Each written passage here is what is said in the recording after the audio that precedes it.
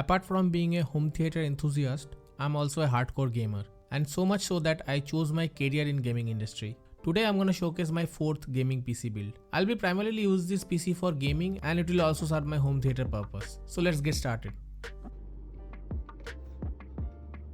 For processor I chose the AMD Ryzen 7 5700X, and I know this is a bit overkill for gaming and a 5600X would have been fine.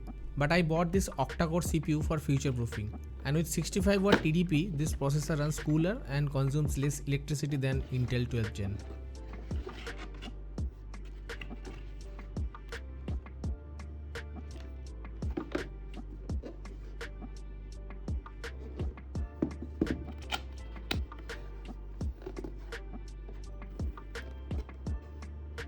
Now this processor does not come with a CPU cooler, so for that reason I got the Noctua NH-U12S Chromax Black Edition. Now in my opinion, Noctua makes world's best air cooler and their fans are legendary for their performance and reliability. I've been using Noctua fan for 10 years. Now like I said, Ryzen 5700X only has 65 watt TDP, so it doesn't require massive cooling. The ideal temperature I'm getting is around 34 degree and max is around 60.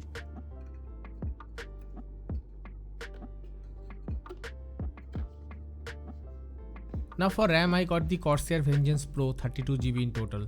I gotta say that I'm not a big fan of RGB as I play in a dark room mostly, so lighting is a bit distracting, but I got a really good deal for these RAM sticks.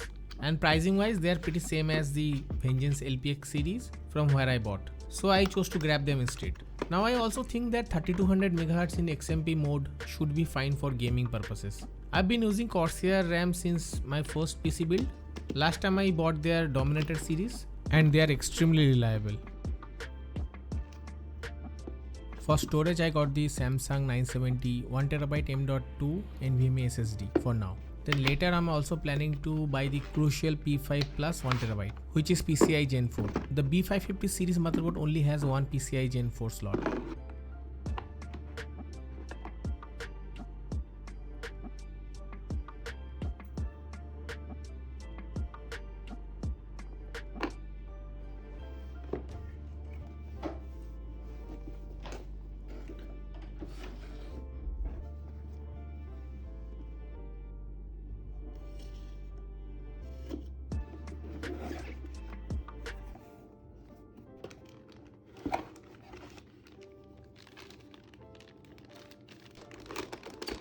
So for motherboard I got the Asus ROG Strix B550F Gaming Wi-Fi 2. The reason for not going X570 is because of the small North Bridge fan, which is really annoying, especially in a soundproof acoustically treated room like mine. When I want to watch movies, I want it to be completely silent. I pretty much adjust all my fan curves, and smaller fan makes more noise. I was debating between the B550 TUF Gaming Plus and this one, but in the end Supreme FX audio chip looks more appealing than the Realtek S1200A, because I still use the Logitech Z906 in analog mode, and Wi-Fi is also a big plus.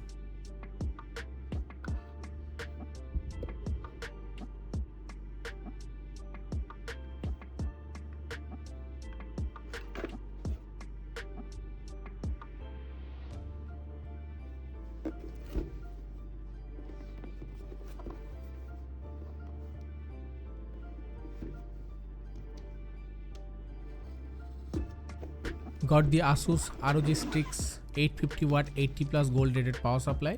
Now there are only few brands that makes high quality PSUs, and among them Seasonic is my favorite. This one is just a rebranded Seasonic power supply with a 10-year warranty. In my previous PC I had the Seasonic Gold 620 watt PSU. This time I got the 850 watt PSU because I'm planning to buy the next Nvidia 4000 series, and I hear those are quite power hungry, so 850 watt is just for future proofing. I'm planning to use this PC for at least 6 years or more, and I'm just gonna switch the graphics card.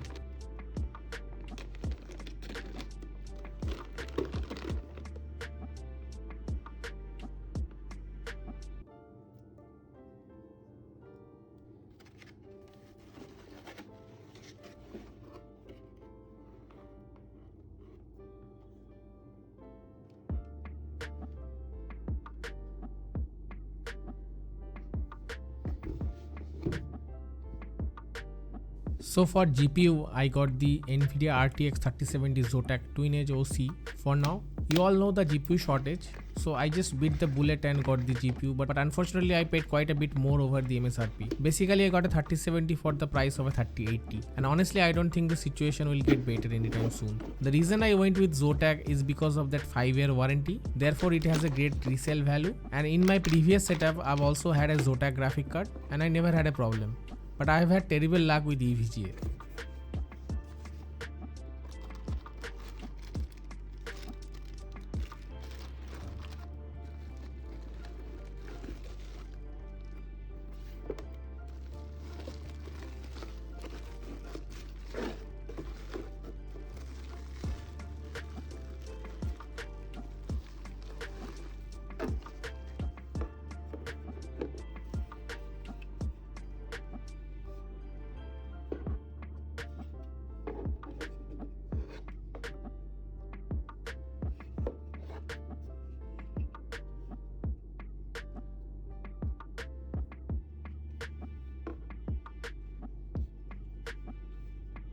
I also bought couple of cheap CPU fans from Cooler Master MF120S3 RGB series. Like I said before, I'm not a big fan of RGB, but I got this fan at a really good price. Originally I was planning to buy the Noctua NF F12, but currently they are out of stock, so I got this cheap fan instead.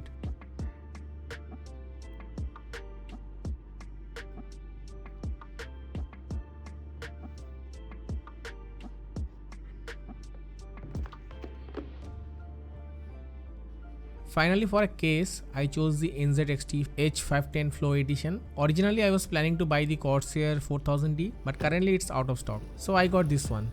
I kinda like the small compact boxy design, got plenty of space inside for cable management, and most important, in the name of Tech Jesus, it has front meshing tech.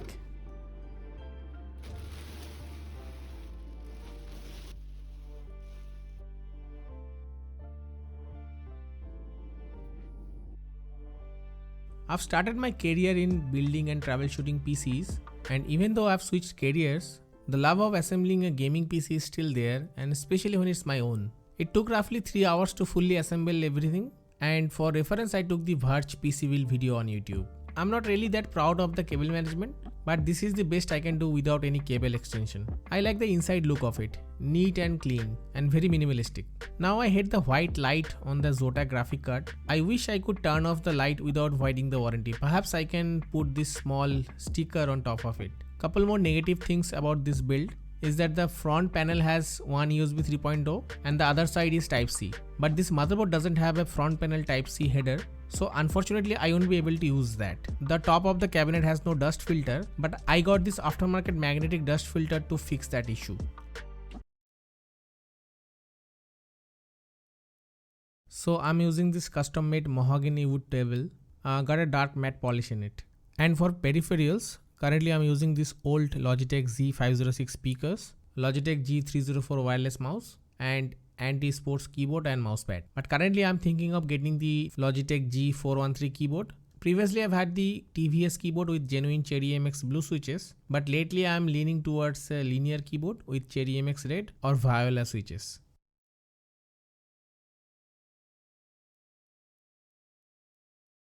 Here I was playing Call of Duty Modern Warfare and it felt really good, especially in 4K with ray tracing, and the frame rate is also decent.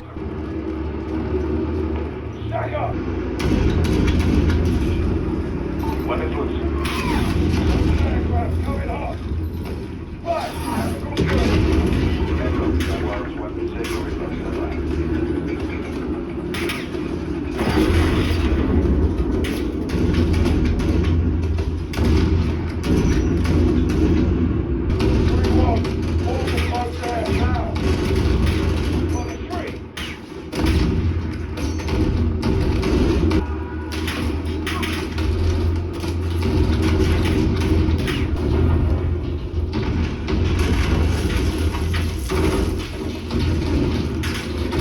So my PC is connected to my receiver.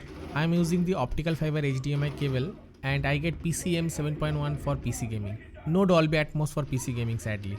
Now in the near future, hopefully this TV will get replaced by a proper 4K projector, and I am really curious on how gaming in 100-inch feels like. But for competitive games, I also got this new LG 34WP65C 34-inch ultra-wide monitor. It has 3440 by 1440p resolution, 165Hz refresh rate, HDR10 with 1ms response time, and it's really beautiful.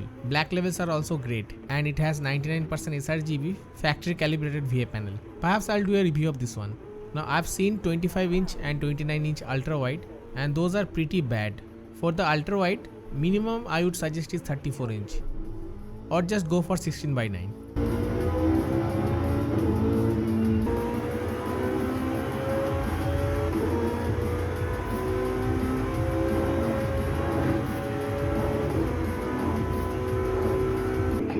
Wait, no reason. I'm just looking at the forecast and wondering if he knows about one of these storms, that's all. I mean, probably, bro. He does live here. So that was my new PC setup. In future I'll work more on the overall cable management and make it worthy of Set of Wars. Hey, thanks for watching and have a good one.